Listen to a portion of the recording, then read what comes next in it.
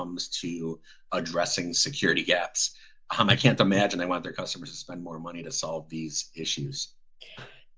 Yeah, I mean, when Microsoft says that Copilot inherits the security that you've set up in M365, it's really putting the ownership. That's not good. Yeah, it's putting the ownership on the organization and ultimately into their investment in M365, right? So you have your native access controls. You could, grant your permissions at various levels and, limit access, to content through these controls.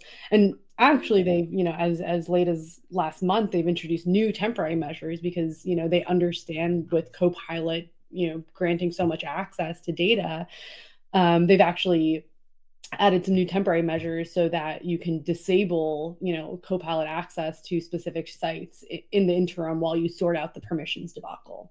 But these are temporary measures. And then, you get a ton more with more investment, right? So you have your additional security through your investment into Purview, right? And the ability to protect sensitive information at the document level.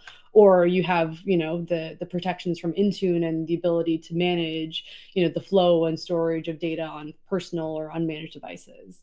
Then they've even introduced a new license, the SharePoint Advanced Management, right? And that introduces a number of features, ultimately to help to reduce, the risks associated with Copilot. So this is like things like restricting access to specific SharePoint sites or OneDrives. They also have, things like block download policies. So there is what you get, just natively. There's what you get through your investments. And then there's additional investments to be made if you want to really, reduce the risk of exposure.